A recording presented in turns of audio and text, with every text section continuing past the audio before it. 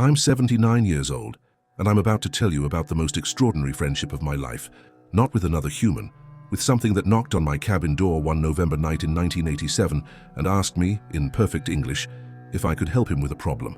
My name is Sam Vance, and I'm a retired chemist.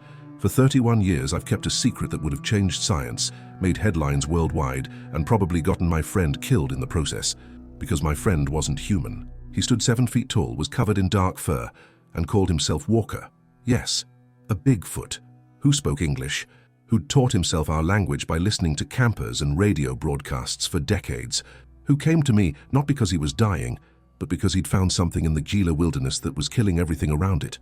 Rusting drums marked with radiation symbols, illegally dumped in a cave, leaking poison into the environment he called home. He couldn't report it himself. Revealing his existence would mean capture, study, the end of his freedom. So he asked me to be his proxy, to report the contamination as my own discovery, to help him save his territory while staying hidden.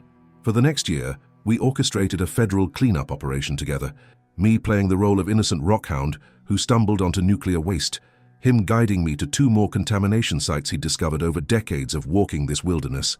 And in the process, we became friends. Real friends. 2 lonely beings, one human, one not, finding connection across an impossible divide. Sitting on my porch, drinking coffee, discussing philosophy and human nature, proving that consciousness and companionship transcend species. I have evidence. A carved wooden statue he made, showing the 2 of us sitting together. Physical proof that he existed, that he trusted me, that our friendship was real. But I never published it, never told anyone. Because some friendships are worth more than fame, and some beings deserve protection more than proof. Comment below and tell me where you're watching from today. Do you live near wilderness? Do you know what it's like when the forest feels like it's watching you? Because what I'm about to tell you happened in the kind of isolation where impossible things become possible. This channel exists for people like you. Each episode brings a new character, a new encounter, a new perspective on what might be watching from the shadows. Help me reach 1,000 subscribers. Comment your story and share if this moved you. My wife Margaret died in March of 1986. Ovarian cancer, caught too late, gone within 7 months of diagnosis. We'd been married for 42 years, and for 42 years, she'd been the center of my world. We'd met in graduate school, both chemistry majors, both fascinated by molecular structures and reaction kinetics. She was brilliant, funnier than me, better at explaining complex concepts in ways normal people could understand. I was the researcher. She was the communicator. We'd worked together at Los Alamos for 20 years, then moved to private industry, then retired to a cabin in the Gila Wilderness where we could hike, read, and enjoy the silence we'd earned after decades in laboratories. The plan was to grow old together, watch sunsets from the porch, identify bird species, live simply and die peacefully sometime in our 90s. Cancer destroyed that plan, took her in 7 months, left me alone in a cabin built for 2, surrounded by silence that had been companionable when shared, but felt crushing when endured alone. The Gila Wilderness is one of the most remote areas in New Mexico. My nearest neighbor was 12 miles away.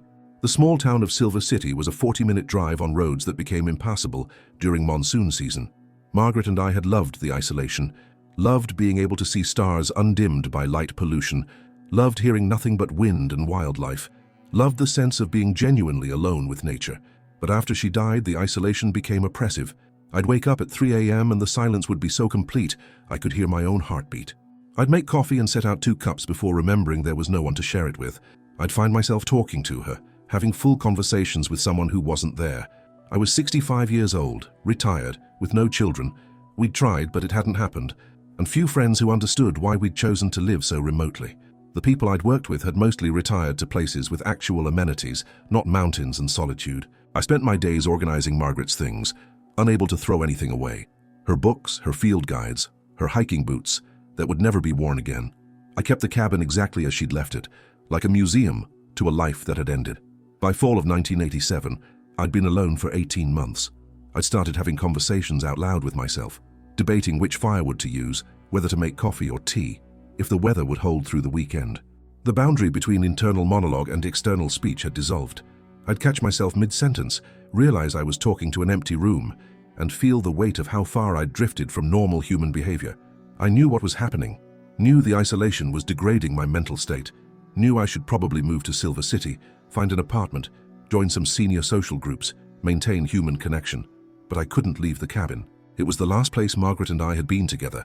Leaving felt like abandoning her, like admitting she was truly gone instead of just temporarily absent.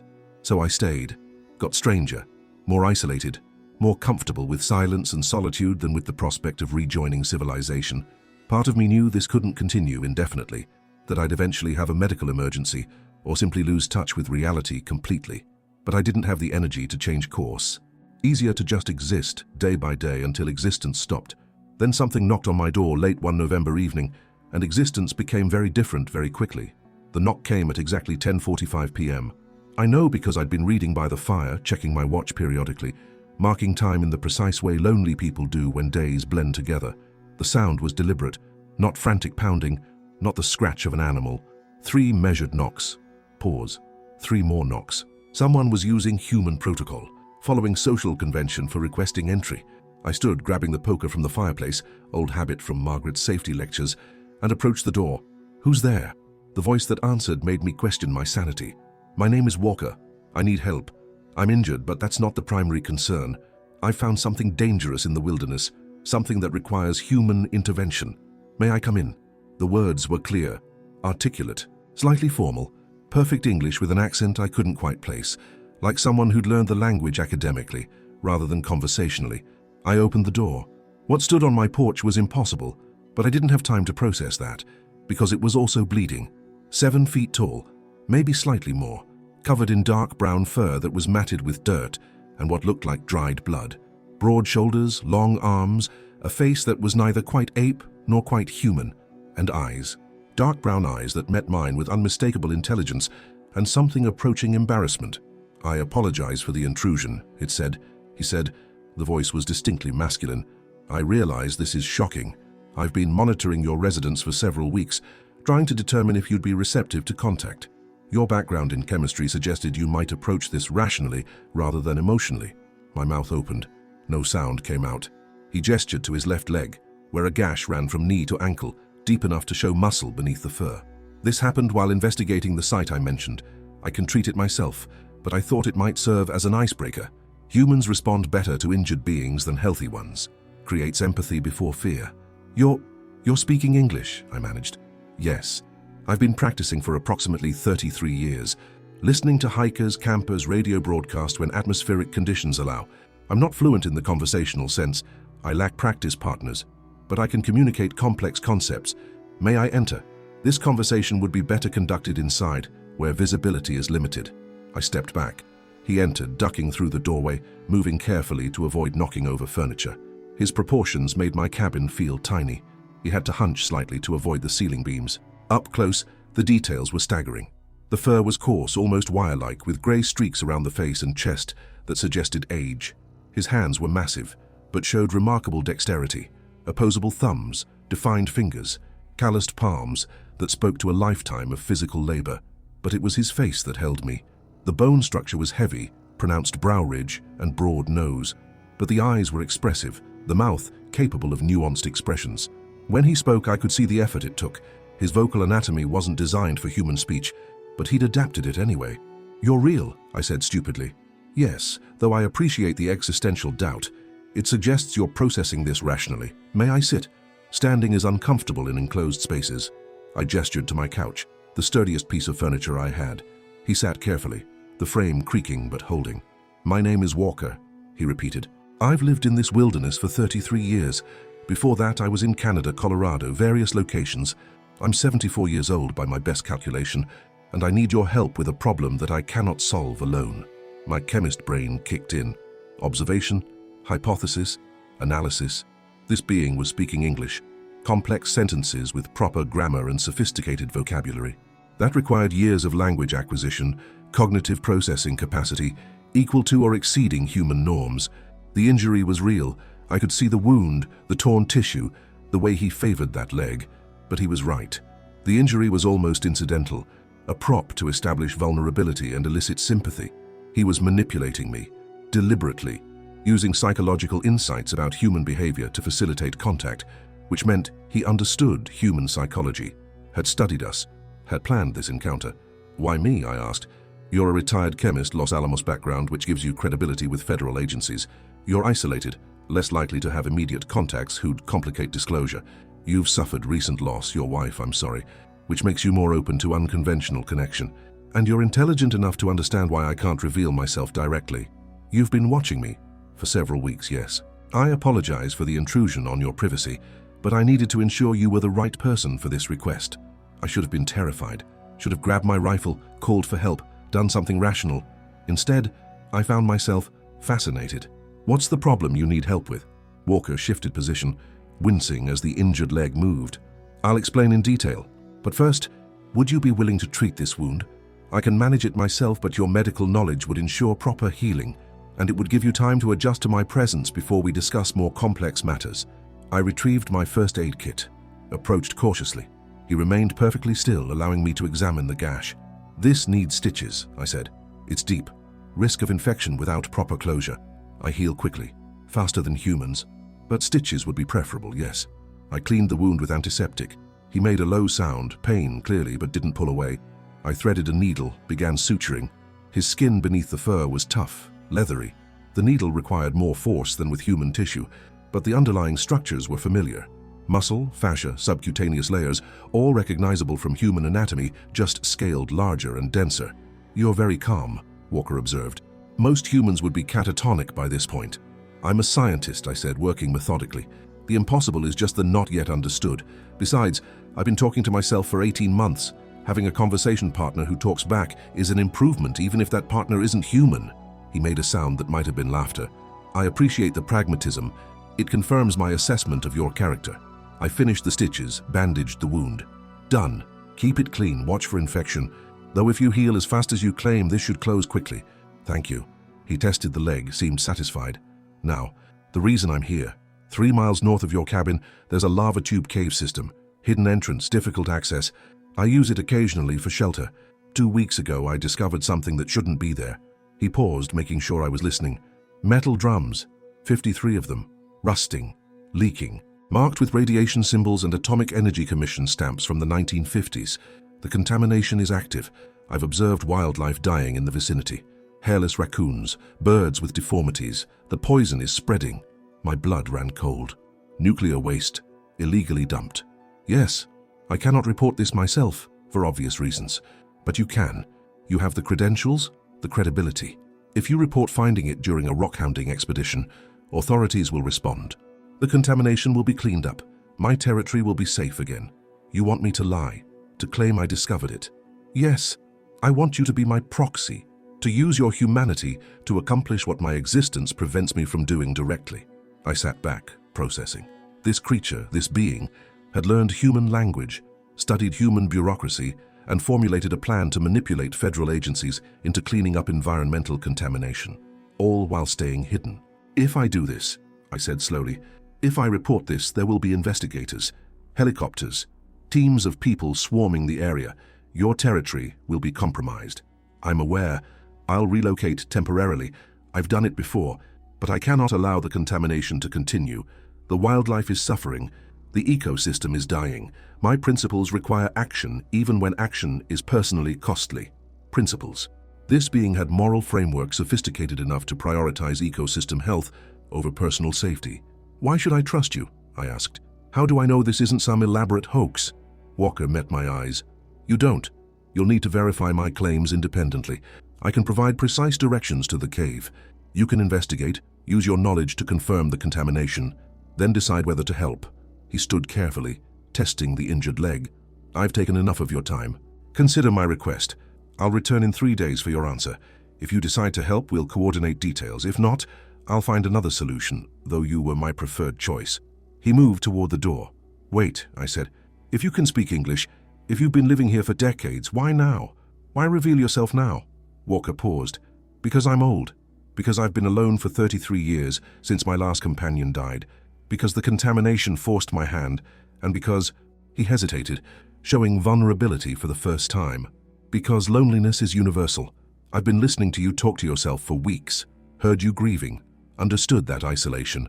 I thought perhaps we could help each other. You with the contamination, me with the loneliness, mutual benefit across species. Then he was gone, disappearing into the November darkness with surprising speed for something so large. I stood in my doorway, first aid kit in hand, trying to process what had just happened. A Bigfoot, speaking English, asking for help with environmental contamination, offering friendship in exchange for assistance. I went inside, poured a very large whiskey, and tried to decide if I'd lost my mind or if the world had just gotten significantly stranger. I didn't sleep that night. Sat by the fire, replaying the conversation, examining every detail, the way he'd spoken, the wound I'd stitched, the intelligence in those eyes. Hallucination, elaborate hoax, genuine contact with an unknown species. The scientist in me demanded verification. The lonely man in me desperately wanted it to be real. At dawn, I made a decision. I'd verify his claims, visit the cave he'd described, test for radiation, confirm or disprove his story before deciding anything else. I spent the day preparing, dug through my old equipment until I found contact information for a former colleague in Silver City, another retired chemist who'd worked at Los Alamos. Called him with a story about wanting to borrow a Geiger counter for some amateur rock hounding. "Sam, you hate rocks," he said. "Margaret was the rock hound." "I'm trying to connect with her hobbies," I lied. "Keep her memory alive." He bought it, told me I could pick up the equipment tomorrow. That evening, I plotted the route based on Walker's directions. 3 miles north. Look for a granite spire shaped like a split finger. Follow the ridgeline to a hidden saddle. Juniper brush concealing a vertical shaft.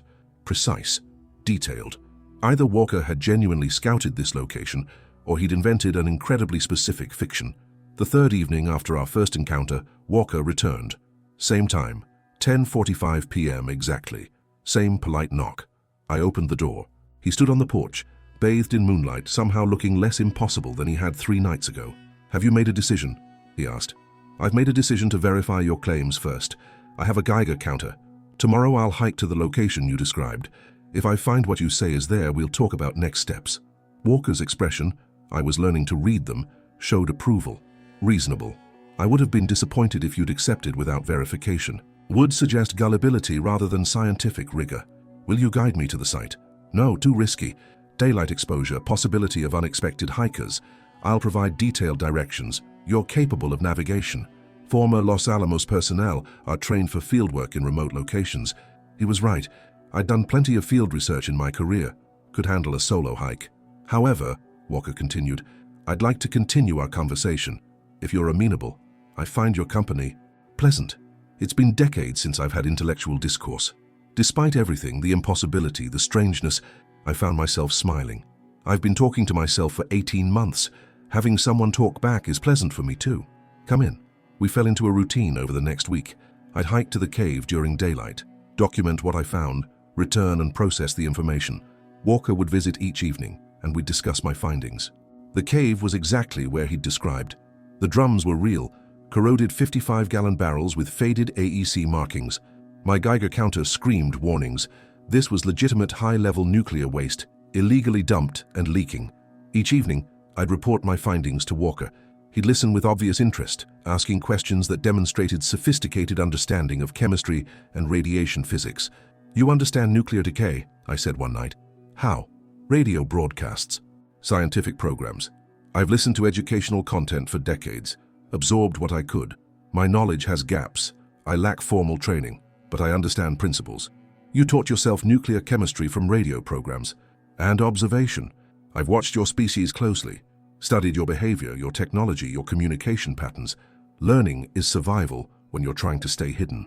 We'd sit on my porch drinking coffee. He loved coffee, consumed it in quantities that would have killed a human, and talk about science, about philosophy, about his observations of humanity over 7 decades of existence. The shift happened perhaps a week into our acquaintance. Walker had been describing his migration patterns over decades, explaining how he'd moved south from Canada following food sources and avoiding human expansion. "You had a companion," I said, remembering what he'd mentioned during our first meeting. "Someone who died 33 years ago. Will you tell me about them?" Walker was quiet for a long moment. "Her name was Singer. We met in Colorado in the 1930s. She taught me vocalization techniques. My species communicates through infrasound and gesture. She was the one who suggested learning human language. Thought it might be useful for survival. Were you mates?" "Yes, for 23 years. She died in 1954. Rockslide in the San Juan Mountains. I was foraging. Returned to find her dead. Couldn't even bury her properly. The stone was too heavy." The grief in his voice was unmistakable, raw, even after 3 decades. "I'm sorry," I said. "I know what it's like." Losing the person who made isolation tolerable. Yes, I suspected you did. That's why I approached you. Grief is universal. Loneliness is universal. I thought perhaps we could understand each other because of shared loss. We sat in silence for a while, two widowers from different species, united by the common experience of loving someone who was gone. I haven't spoken her name out loud in 33 years, Walker said quietly.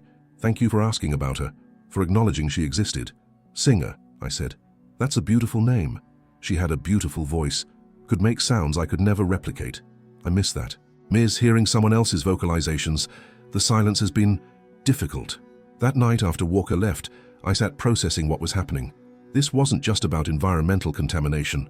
This was about two beings who'd found unexpected connection across an impossible divide. Walker had approached me strategically, carefully selecting someone who'd be useful for his immediate problem, but he'd stayed because we'd discovered something neither of us had expected: genuine friendship. He was brilliant, articulate, thoughtful in ways many humans weren't.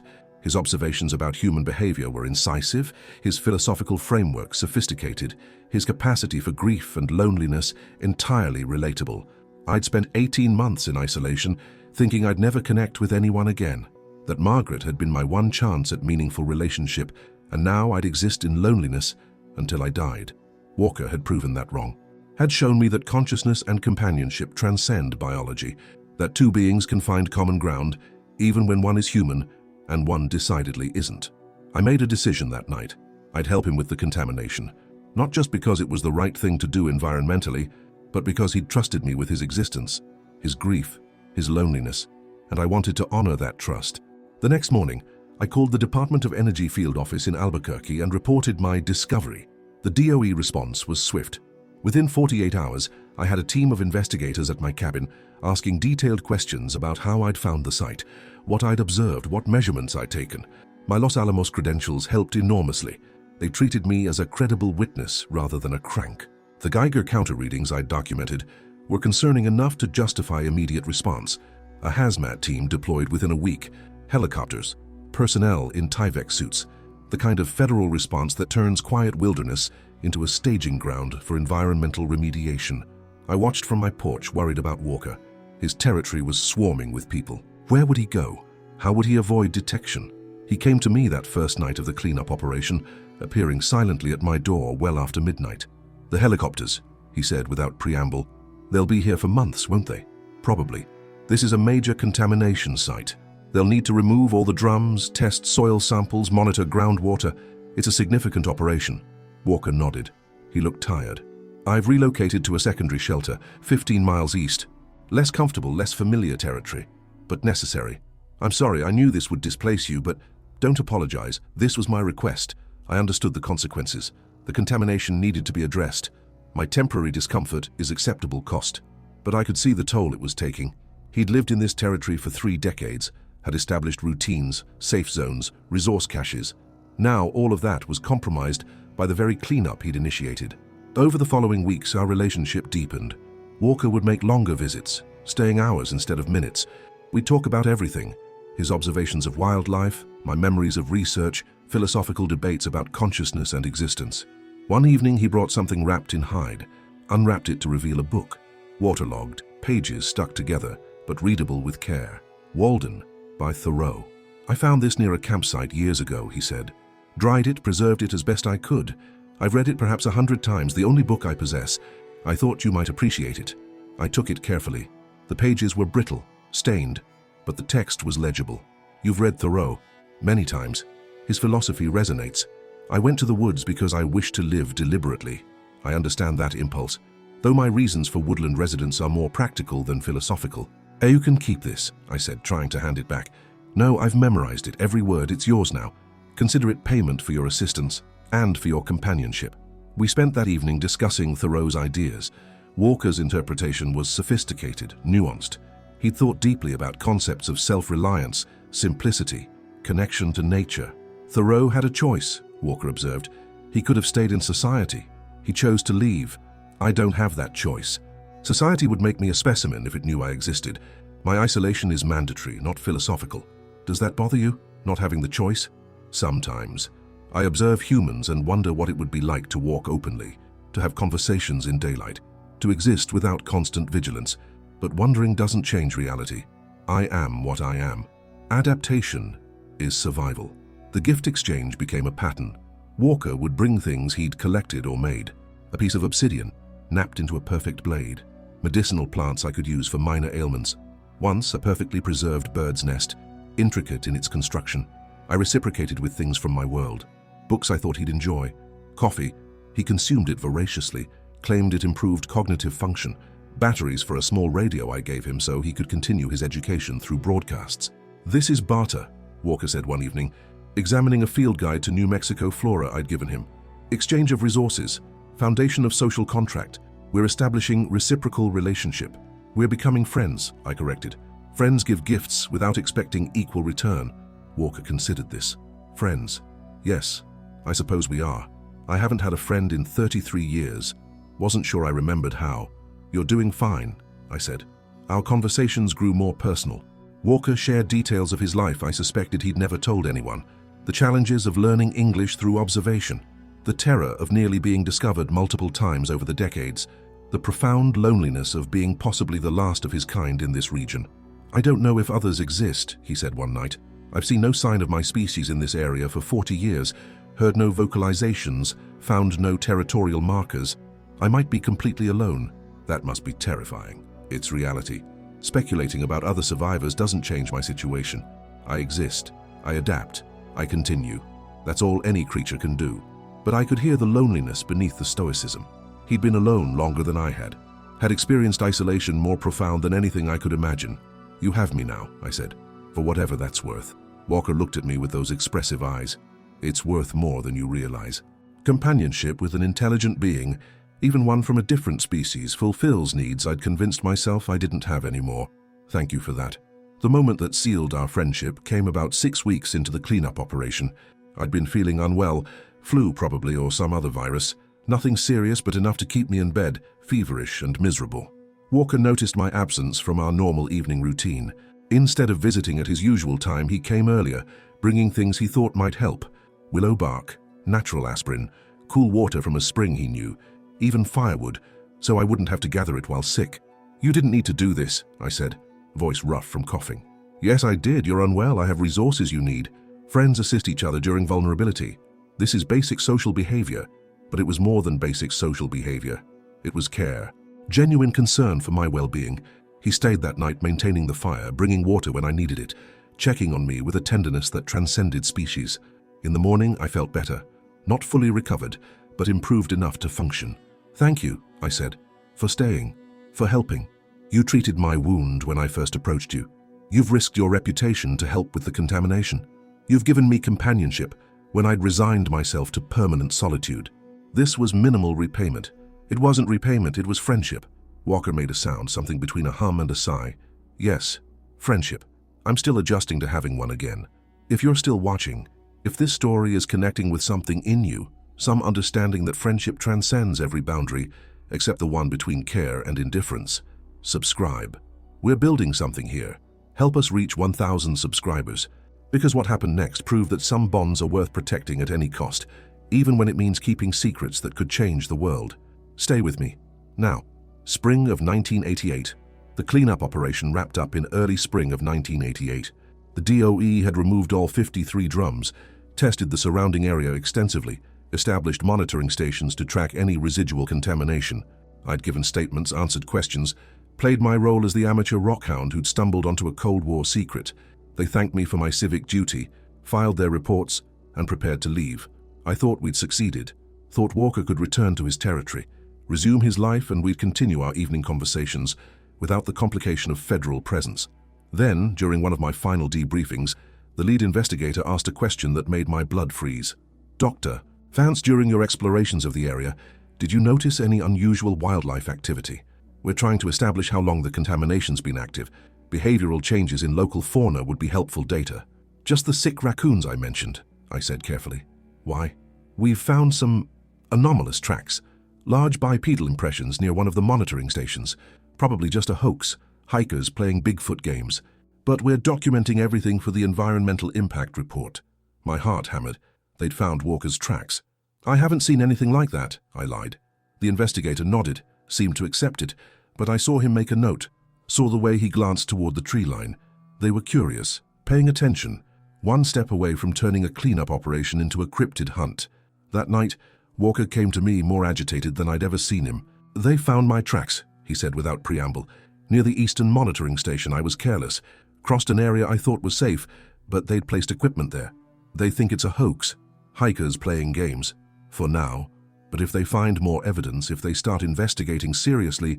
He paced my small cabin, clearly distressed. "I should leave. Relocate entirely. Find new territory far from here." "No," I said. "This is your home. You've been here 33 years. We can manage this." "How?" "More federal personnel are arriving tomorrow. They're expanding the environmental monitoring. My entire territory will be surveyed, documented, photographed. I cannot stay undetected." He was right. The successful cleanup had triggered expanded monitoring. What had been Walker's isolated sanctuary was becoming a studied ecosystem. We sat in silence for a long time, both understanding what this meant. "There are other sites," Walker said finally. "2 more contamination locations I've discovered over the years. 1 chemical dumping ground 15 miles south, 1 biological waste site 20 miles east.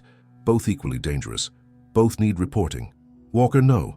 If you keep finding these sites, if I keep reporting them, eventually someone will notice the pattern. Will start asking how I'm finding all this contaminated material.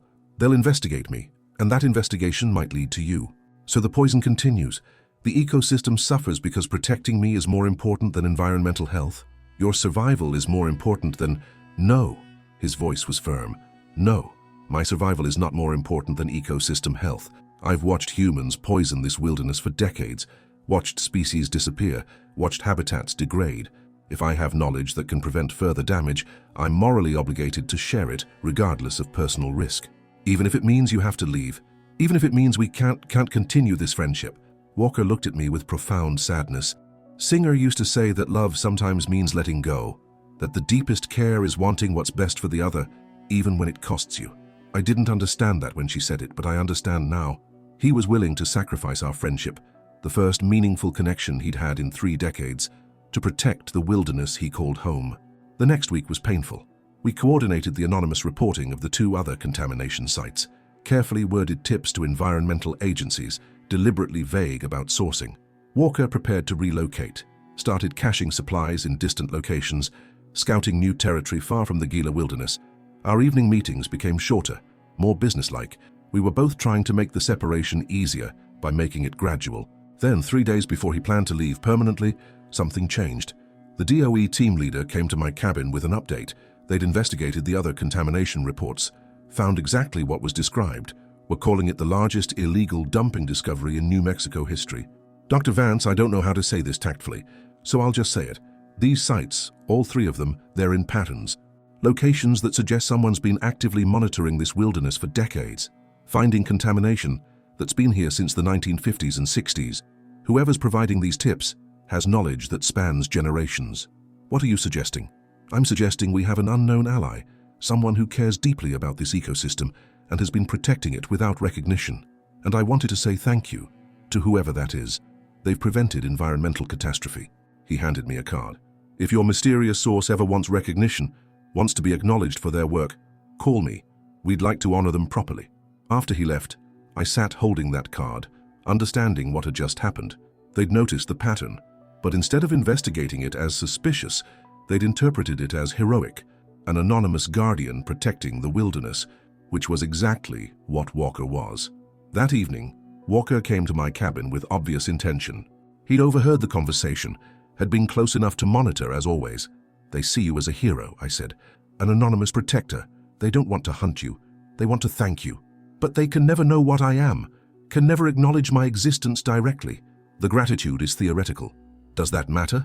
You've accomplished what you set out to do, protected your territory, prevented environmental damage, saved countless lives, animal and potentially human. The fact that you can't be publicly recognized doesn't diminish the achievement." Walker sat heavily. I'd convinced myself I needed to leave, that staying would risk both our safety. But hearing that investigator, understanding that my work matters even when I remain unknown, it changes the calculation. "You don't have to leave. We can be more careful. You can continue protecting this wilderness while I continue being your proxy when human intervention is required." "You'd do that? Continue this deception indefinitely?" Risk your own credibility? Walker, you're my friend. The first real friend I've had since Margaret died. I'm not losing you because of federal monitoring. We'll adapt. That's what you taught me. Adaptation is survival. He looked at me for a long moment, then made a sound I'd learned meant profound gratitude. I don't deserve this, he said quietly. Deserve your loyalty, your protection, your friendship. I manipulated our initial contact, selected you deliberately for usefulness, approached you strategically rather than honestly. You approached me strategically, I agreed. But you stayed honestly. You shared your grief, your loneliness, your philosophy. You became a friend not because it was strategic, but because we genuinely connect. That's not manipulation. That's just how relationships form. Thank you, Walker said, for seeing past the method to the meaning, for understanding what I needed, even when I couldn't articulate it properly. The lesson was clear. Forgiveness isn't about ignoring the manipulation or pretending hurt didn't happen. It's about understanding the desperation behind the action and choosing relationship over resentment. Walker had manipulated our first contact because he was desperate for environmental protection and for companionship. I could forgive the methodology because I understood the motivation.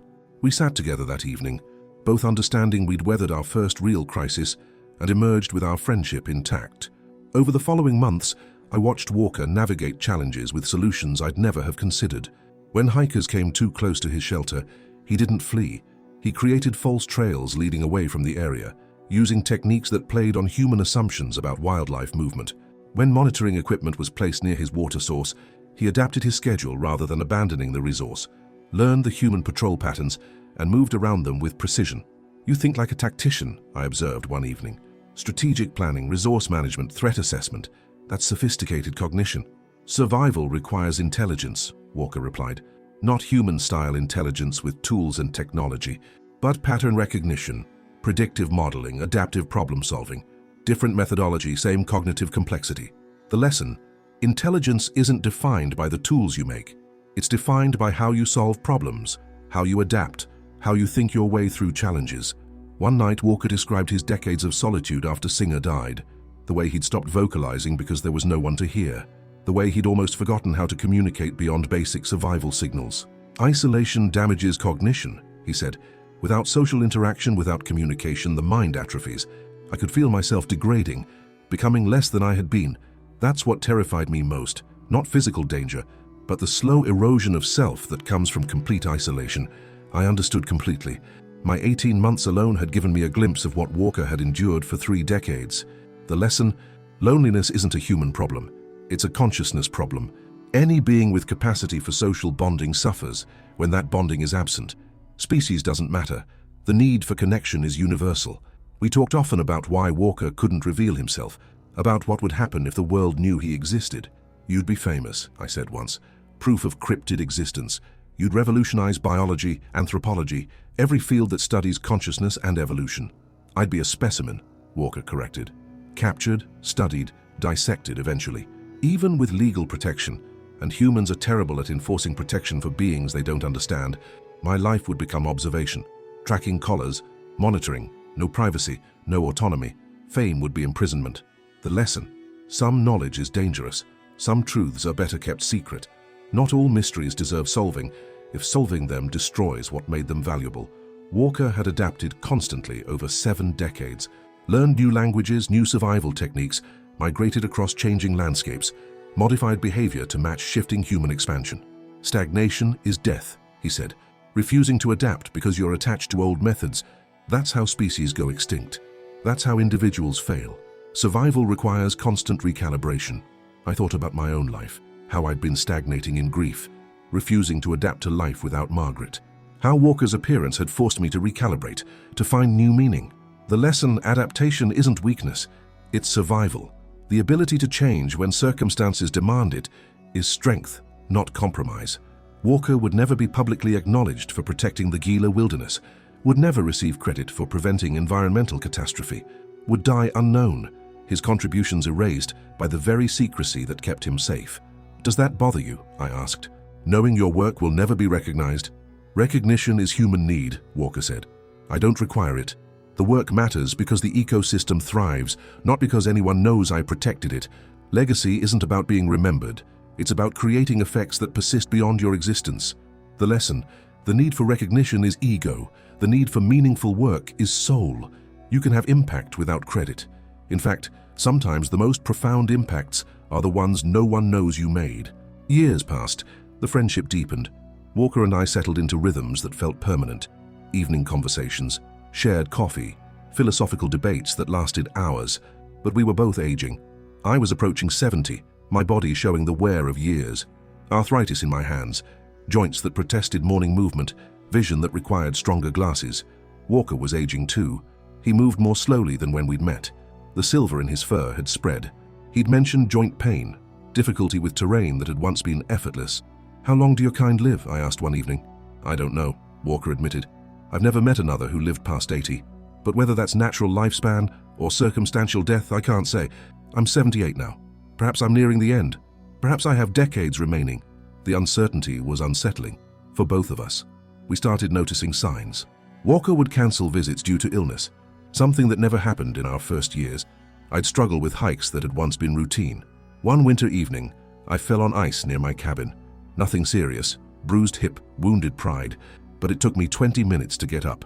20 minutes lying in the cold, understanding how close I was to serious injury, how quickly age could turn minor accidents fatal. Walker found me eventually, helped me inside, made sounds of concern. "We're getting old," I said. "Both of us running out of time." "Yes," Walker agreed. "Mortality is universal. Regardless of species, we all face the same end. Does that frighten you?" He considered. "No. Death is natural progression. What frightens me is dying alone, dying unknown, having no one to witness that I existed." "I'll witness you," I said. "I know you existed. I know you mattered." That's not nothing. As we aged, our physical closeness increased. Walker would sit closer during our conversations, would sometimes rest a massive hand on my shoulder, gesture of affection, of connection. I'd do the same. Touch his arm during conversations, pat his shoulder in greeting. Small physical contacts that communicated care beyond words. We were pack, family. The boundaries that had existed in early months had dissolved completely. One evening, Walker dozed off during our conversation. Exhaustion from a difficult day. I let him sleep, covered him with blankets, maintained the fire, just presence, just care. When he woke hours later, he made embarrassed sounds. "I apologize, I didn't intend to." "Don't apologize. Friends take care of each other. You've done the same for me countless times." Walker came to me one evening carrying something wrapped carefully in hide. He'd been working on it for months, he said. Wanted it to be perfect. He unwrapped it slowly, revealing a carved wooden sculpture. Cedar, worked with remarkable skill. It showed two figures sitting on a porch, one clearly human, weathered, elderly, holding a coffee cup. One clearly not, massive, fur-covered, but relaxed, at ease. Us. He'd carved us. The detail was extraordinary. My facial features captured perfectly. The lines around my eyes, the way I held my coffee. His own proportions rendered accurately, showing the reality of what he was without exaggeration or diminishment. "This is our proof," he said. "Physical evidence that we existed together. That friendship crossed species. That consciousness met consciousness and found common ground." I took it with shaking hands. "This is beautiful. This is, Walker, this is art. Genuine art." "It's memory," he corrected, "so that even after we're both gone, something remains showing we were here, showing we mattered to each other." I started crying. Couldn't help it. This being, this impossible, brilliant being, had created something that would outlast us both. Physical proof of our bond. "Thank you," I managed. "Thank you for this. For everything. For being my friend when I needed one. For teaching me that connection transcends every boundary." Walker touched my face gently. "Thank you for seeing me. For recognizing consciousness even when it came in unexpected form. For protecting me while honoring what I am." We sat together that evening, the carving between us, both understanding that time was finite and what we'd built was precious, precisely because it wouldn't last forever. Winter of 1993. I was 72 years old. Walker was 84, ancient for his kind, he suspected. We'd been friends for 6 years. Walker's health had deteriorated visibly. He moved with difficulty, needed longer rest between activities. His vocalizations had become labored. He came to me one January evening, and I knew immediately something was different. His posture, his expression, the way he moved. "I'm dying," he said without preamble. "Not immediately, but soon. Months, perhaps. My body is failing in ways I can't reverse." I'd known it was coming, but hearing it spoken made it real. "Is there anything I can do? Medical care? I could—" "No. This is natural process. I've lived longer than most of my kind. Singer died at 60. Others I knew in my youth. None lived past 70. I've had 84 years. That's enough. It's not enough for me, I said. I'm not ready to lose you. Neither am I ready to go. But readiness doesn't determine timing. Over the following weeks, Walker's visits became shorter, less frequent. He was conserving energy, preparing for the end.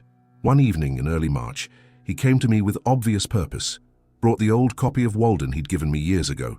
I want you to have this permanently, he said. Keep it. Remember that even isolated beings can find meaning, can find connection, can matter. I'll keep it, I promised. I'll remember. He touched my face, the gesture he'd used since our first meeting. Verification of reality, connection across species. You saved me, he said quietly, not just by helping with the contamination, by giving me companionship in my final years, by proving I wasn't alone. That gift is beyond measure. You saved me too, from isolation, from grief, from the slow death of living without connection. Walker made his pleased sound. Then, I won't be coming back after tonight. I'm going to my shelter, to a place I've prepared, to die as I lived, in the wilderness, hidden, free. I wanted to say goodbye properly. We sat on the porch one final time, drinking coffee, watching stars emerge as night deepened. Walker talked about his life, about Singer, about decades of migration, about the changes he'd witnessed across 84 years, about finding me when he'd resigned himself to dying alone. The statistical improbability of our friendship, he said. Two beings from different species, both isolated, both grieving, both needing connection, the universe aligned to bring us together. I don't believe in divine intervention, but I'm grateful for whatever random chance made this possible. Me too, I said. Every day. Me too. As dawn approached, Walker stood, tested his legs, prepared to leave. Thank you, he said, for everything, for protection, for companionship, for recognizing consciousness, even when it came in unexpected form. Thank you, I replied, for the same, for teaching me that friendship transcends biology, for showing me that connection is possible even when it seems impossible. Walker raised one massive hand, palm out, fingers spread, a gesture we developed over years, our own personal goodbye. I raised mine in return. Then he walked into the forest, moving slowly, carefully, but with dignity, choosing his death as deliberately as he'd lived his life. At the tree line, he paused, looked back one final time. Our eyes met across the distance, no words needed, just acknowledgement, gratitude, love that transcended species. Then the forest took him, and he was gone. I never saw Walker again, didn't try to follow, didn't try to find his final shelter. He'd chosen privacy for his death, and I honored that choice. Spring came, summer.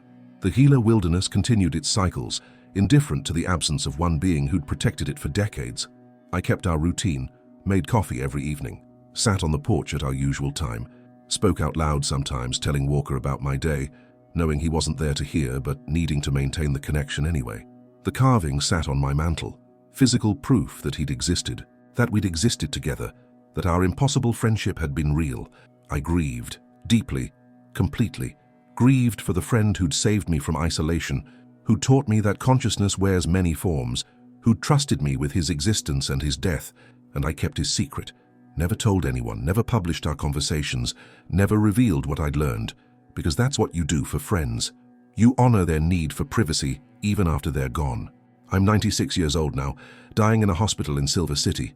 The cabin is gone, sold years ago when I could no longer manage remote living. The Gila Wilderness continues without me, protected by laws and monitoring, but no longer by Walker's patient guardianship. Here's what 31 years of friendship with a being who wasn't human taught me. Intelligence is not defined by tools, technology, or human-like behavior. Walker possessed sophisticated cognition, language acquisition, strategic planning, moral reasoning, artistic expression. He wasn't less intelligent than humans. He was differently intelligent, and that difference doesn't diminish value. Consciousness deserves recognition regardless of form. Walker felt grief, loneliness, joy, connection, experienced the full range of emotions that define sentient existence. The fact that he wasn't human didn't make those experiences less valid. It made them proof that consciousness transcends biology. Loneliness is universal. Any being capable of social bonding suffers in isolation. Species doesn't matter. The need for connection, for being seen and known, is fundamental to consciousness itself. Secrecy can be protection. I never published our friendship, never sought recognition for what I'd learned, because revealing Walker would have destroyed everything that made our friendship valuable. Some truths are worth keeping secret to protect what matters.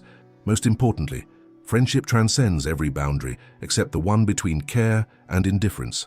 Walker and I had nothing in common biologically, everything in common emotionally. We bonded over shared grief, shared isolation, shared need for meaning. That's what friendship is. Mutual recognition of consciousness, mutual commitment to care. The carving sits on my bedside table here in the hospital. Nurses ask about it sometimes. Is that your family? Yes, I say. That's my family. They assume it's artistic representation, abstract. They don't know it's documentary, don't know those are specific individuals, accurately rendered, showing a bond that shouldn't have been possible, but was. Walker gave me the last 6 years of his life, shared his brilliance, his loneliness, his protection of wilderness. No one knew he provided. Trusted me with his existence and his death. I gave him companionship in his final years. Proxy voice when he needed human intervention. Recognition that he existed and mattered. That's enough. That's everything. If you take anything from this story, take this. Intelligence and consciousness exist in forms we don't recognize. Stop assuming human-like behavior is the only marker of sentience. Start looking for other signs. Problem-solving, emotional depth, capacity for grief and connection. Loneliness is universal. Every conscious being needs connection, recognition, the experience of being known. Species doesn't matter. If you encounter any being in isolation, remember, they might need companionship more than they need anything else. Some secrets protect more than they reveal. Not every truth needs telling. Not every mystery needs solving. Sometimes the most ethical choice is silence, protecting the vulnerable by keeping what you know private. And this, friendship can happen across any divide if both beings choose it. Biology, language, lifestyle, none of that matters if consciousness meets consciousness with mutual respect and care. Subscribe if you believe these stories matter. If you understand that some bonds are worth protecting even when it means forgoing proof. Comment below if you've ever experienced connection across impossible divides, if you've ever chosen protection over recognition. I kept Walker's secret for 31 years. Now I'm dying and the secret dies with me unless someone remembers what it meant. Somewhere in the Gila Wilderness, there might be evidence of his existence. Shelters he built, trails he walked, the effects of his environmental protection that continued decades after his death. But there's no body, no bones, no DNA to prove he was real. Just a carving, just my testimony, just the knowledge that for 6 years, I had a friend who taught me that consciousness transcends species, that protection sometimes means silence, and that love can cross boundaries most people think are absolute. Walker died free, hidden, unknown to the world that would have destroyed him. That's how he wanted it. That's how I've honored him. The carving is real. The contamination cleanup is documented. The environmental protection he provided continues through the systems he helped establish. Everything else is just an old man's story. Unverifiable, unprovable, exactly as it should be. Because some friendships are worth more than proof. Some beings deserve privacy more than recognition. And sometimes the greatest love is protecting someone by keeping them secret forever.